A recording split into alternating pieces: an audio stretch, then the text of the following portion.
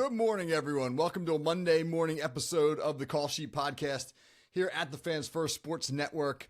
I'm your host, Coach Kevin Smith. Happy to be with everybody here to start a new week of shows. Monday morning game balls. That's our tradition here as we start the week. Got some interesting game balls to hand out based upon the action over the weekend. I'm a little bleary-eyed this morning. Took my son up to the Link in Philadelphia.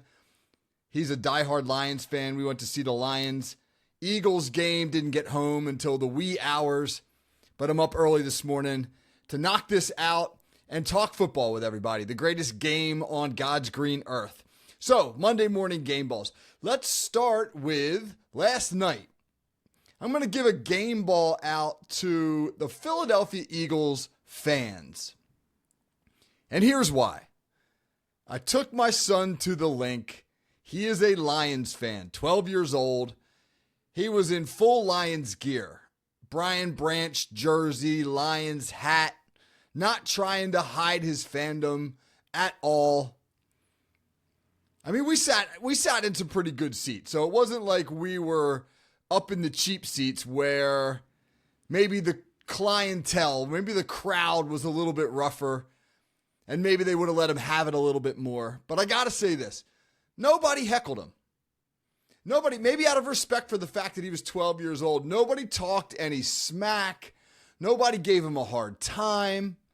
There was actually a surprising number of Lions fans in the crowd, more than I would have expected. And we did sit on the Detroit side of the field, so maybe that had something to do with it. But the Eagles fans were downright civil. And maybe we should be disappointed by that. I prepared my son as we drove up to Philly. I was like, listen, man, you're going to hear it. People are going to say things to you because traditionally Eagles fans do not care. They don't care. They'd heckle a nun if that nun showed up wearing the colors of the opposing team. But maybe, I don't know. Maybe is this a kinder, gentler version of Philadelphia Eagles fans? Has success softened the Eagles? They've won 2 Super Bowls in the last 8 seasons. Have they grown fat and content? I will say this, they were as boisterous as ever. That place was rocking. It was deafeningly loud in the Link last night. So it wasn't as though they were a bunch of rich guys just sitting on their hands, man. They were a loud crowd, but they were respectful of my son and really of all the Lions fans that we saw. I didn't see any ugly confrontations, and that's particularly surprising for an 8:15 p.m. kickoff when people have had plenty of time in the parking lot to prepare, for lack of a better term. So game ball to the Eagles fans for treating my son humanely. And hey, man, if you've softened up a little bit, Philly fans, there's nothing wrong with that. You were living in frustration for 50 years in the Super Bowl era. The Eagles did not win a Super Bowl for 50 years in the Super Bowl era. And that frustration caused you to be one of the most, what's the word I should use to describe them, belligerent fan bases in America. And now you've won 2 out of the last 8, and maybe you've softened up a little. Good for you, Philly.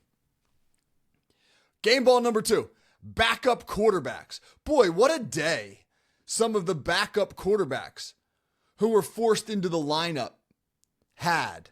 No bigger day, albeit in a losing cause, than Jacoby Brissett of the Arizona Cardinals. Jacoby Brissett, Arizona Cardinals, bounced around the league, been on a bunch of teams, Colts, Patriots, Arizona now. There's probably 2 or 3 others that I'm missing.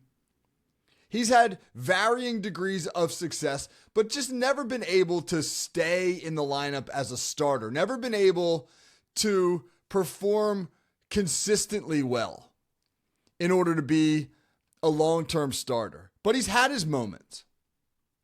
And yesterday was more than a moment. Yesterday, Jacoby Brissett entered the NFL record books by completing more passes in a single game than any quarterback in league history. Jacoby Brissett went 47 for 57 for 452 yards. 47 completions yesterday for Jacoby Brissett. Again, albeit in a losing cause. As a matter of fact, the Cardinals got smacked 41-22 by the San Francisco 49ers. But I don't care if you're playing flag football. If you complete 47 passes in a single game, you got it going, man. So Jacoby Brissett, Arizona probably would have preferred the win, but they got a pretty cool moment. 47 completions, Jacoby Brissett. But he wasn't the only backup who had a strong day. He had the best day, certainly. But you had Davis Mills in Houston, and this was not pretty by any stretch of the imagination. But they got it done. Davis Mills wins his second consecutive start in relief of C.J. Stroud for the Texans, who are rallying back after an awful start to the season. They win 16-13 over Tennessee. I didn't see a minute of that game, and I'm glad, because 16-13, Houston over Tennessee, the Davis Mills-led Texans, was probably not an artistic football game. But he gets it done. And if you win any game with your backup quarterback, that's a good day. Mason Rudolph, Pittsburgh Steelers, enters the lineup after halftime.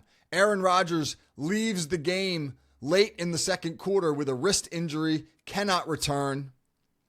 Don't have any definitive statement at the moment on his status, so I don't know how long Mason Rudolph will be quarterbacking the Steelers, but he takes over in the second half in a tight football game.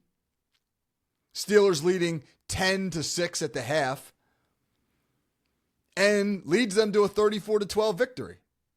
Pittsburgh outscores Cincinnati 24-6 in the second half. Granted, 2 of those touchdowns were defensive scores, a pick six and a scoop and score on a fumble. But Mason Rudolph, 12 out of 16, 127 yards, only had 2 drives. Because of those 2 defensive touchdowns, Pittsburgh only ended up with 2 possessions in the entire second half. But they were 2 excellent possessions. One went 16 plays and took over 7 minutes of clock and ended in a field goal. One went 14 plays and took over 7 minutes of clock and ended in a touchdown. Mason Rudolph engineering both of those drives, looking like a competent quarterback. Hey, let's even throw Jameis Winston into this mix. Jameis Winston starting in relief of the injured Jackson Dart. Giants lose to Green Bay 27-20. Good football game. Giants led that game for long stretches. And Jameis turned in a decent performance. 19 out of 29, 201 yards. He only had 1 interception. And with Jameis, if he only throws 1 pick, that's kind of a good day for him. He, of course, is his normal enthusiastic self. Jameis Winston is just one of those guys you want to root for, man. He's a guy who loves the game, who seems to love life, who seems to be greatly appreciative of the hand he's been dealt in this life, the talents that have been bestowed upon him. Talking to Coach Kevin Stefanski about his time with Jameis Winston, Coach Stefanski said he is one of the most genuine people I've ever been around. And that sometimes feels hard to come by, particularly among people who are in the public eye. And so you're happy for Jameis. And hey, Giants lost, but he seemed to afford himself fairly well. Now, it wasn't universally smooth for all the backups. I mentioned Coach Stefanski. He had to play Shedeur Sanders on Sunday after Dylan Gabriel left the game with a concussion. That did not go well. Shedeur Sanders, 4 out of 16, 47 yards and an interception, looked overwhelmed. I think we can put to rest all the conspiracy theories, all the suggestions that there is some conspiracy out there to bury Shedeur Sanders because the NFL doesn't like his style. He's too brash. He's too loud. They don't like his dad. His dad's a problem. None of that's true. The truth is, Shedeur Sanders is not ready to be an NFL quarterback.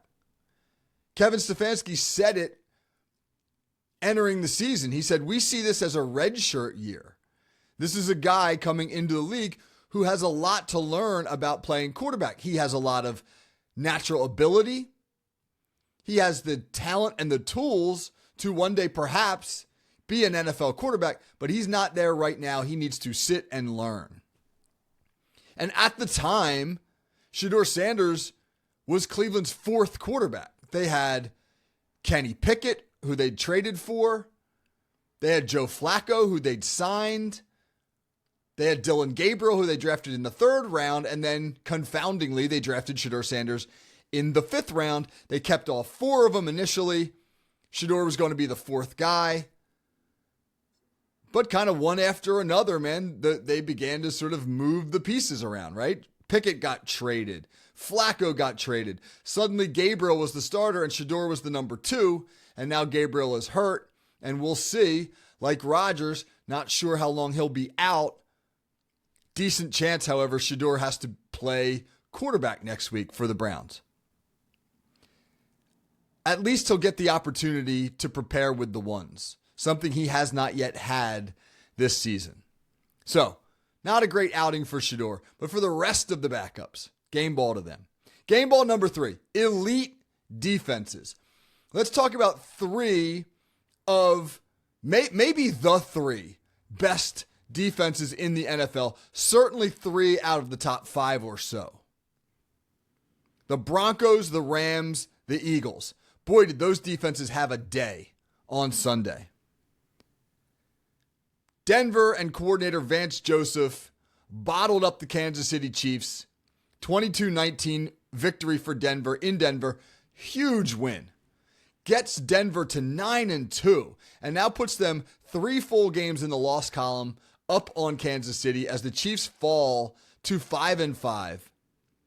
Denver won on Sunday for the 5th time this year where they scored 22 points or less. That is hard to do in a scoring league like the NFL. 5 wins where your offense doesn't clear more than 22 points. Speaks volumes about how good that defense is. They lead the NFL in sacks by a wide margin. They get after the quarterback. They made Patrick Mahomes extremely uncomfortable on Sunday.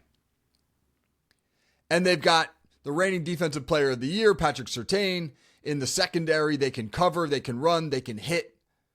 That is a very good defense in Denver. The Rams, another top 5 defense in the NFL, stifled and frustrated the red-hot Sam Darnold. Forced him into 4 interceptions in a big Rams win over the Seahawks as LA now claims sole possession of first place in the NFC West.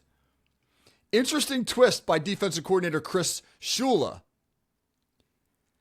The Seahawks are one of the biggest 12 personnel teams in the NFL, meaning they use 2 tight ends, more than just about anybody in the league. And the traditional move from defenses is to play your base, whether that means 3 or 4 defensive linemen, but to play bigger personnel. You want to match Seattle's big personnel with your personnel, your big personnel, so they don't run it down your throat. But when defenses have done that, Sam Darnold has carved them up in the passing game. Seattle, interestingly, has gone 12 personnel, not to create advantages in the run game, but to create advantages in the passing game. Get a defense to put their bigger personnel on the field and then shred them with Seattle's athletic tight ends, create one-on-ones for their electric wide receivers, Jackson Smith-Njigba in particular, etc. Well, the Rams on Sunday countered by going nickel, meaning they used 5 defensive backs. They didn't fall for the bait, so to speak. They didn't take the bait and put their big personnel on the field. They gambled that they would be able to hold up against the run, that their run defense, even when they were playing an extra defensive back, would be stout enough to not get gashed in the run game. And it worked. And in the process, they frustrated Sam Darnold into his worst game probably in the last 2 years since he's emerged as a elite, really. He's been an elite quarterback for the better part of a year and a half now. And yesterday was his worst day in that stretch, 4 interceptions. And lastly, the Eagles and Vic Fangio, they mauled the Lions last night. Held that potent Lions attack to just 9 points.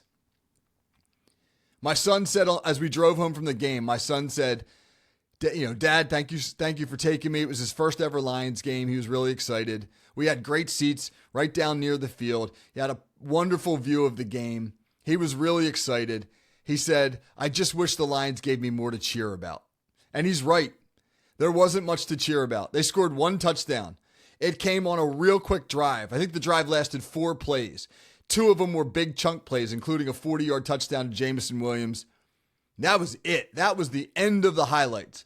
Other than some kind of electric Jahmyr Gibbs plays where he got, receiving, getting the ball out in space, etc. There was nothing to cheer for. They harassed Jared Goff into an awful day. Jared Goff was terrible in that outing. The Eagles knocked down 5 passes at the line of scrimmage. They had 10 passes defensed in general. Quinyon Mitchell was phenomenal.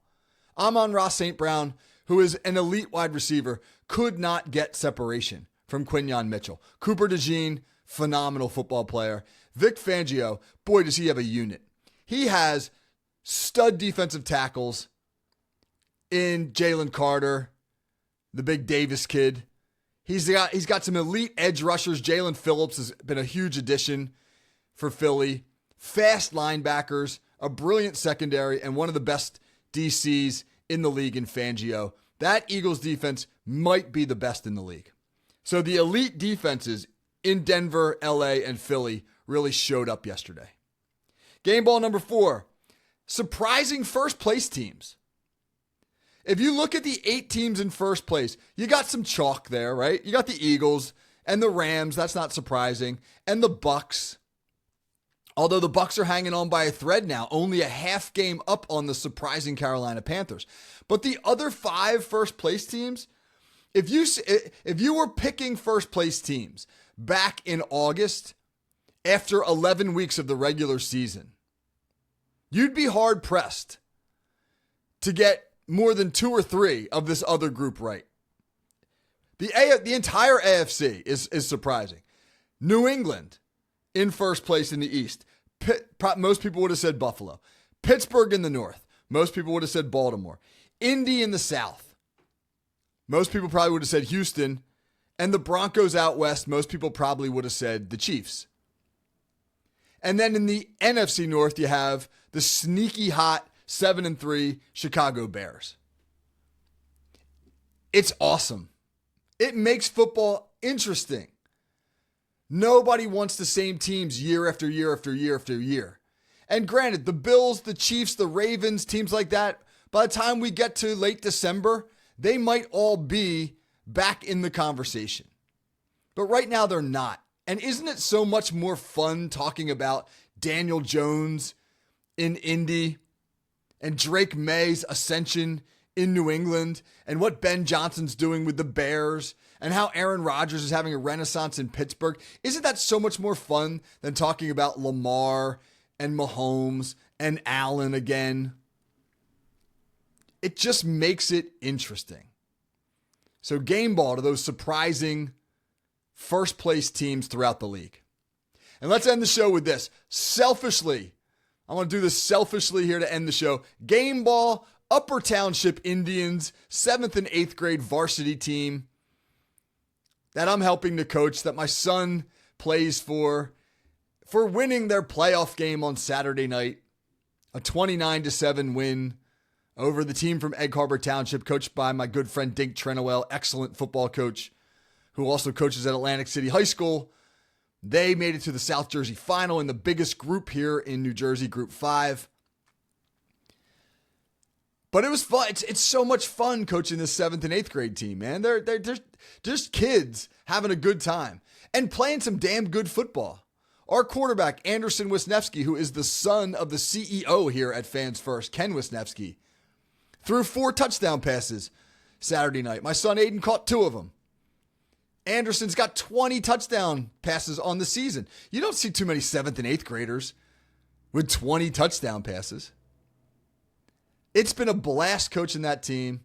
Shout out to the head coach, Tony Gareffi, all the guys on the staff there. Thanks for having me. Really enjoyed spending time at that level and coaching kids who are genuinely in love with the game of football, who are genuinely playing the game of football for the love of the game. With all the negative headlines, with all the stuff that you sometimes have to confront, gambling scandals, concussion controversies, NIL money in college, blah, blah, blah. It's so nice to just go coach the game with kids who are playing for the love of it. So game ball to the Upper Township Indians. All right, that's our show. Monday morning game balls as we get ready now for week 12 in the NFL. So join me here at the call sheet all week. Whiteboard Wednesday with Coach Lasasso, Hot Route with Pez on Fridays as we continue on with our season format. So until Wednesday, hope everybody has a great day. This is Coach Kevin Smith. Take care.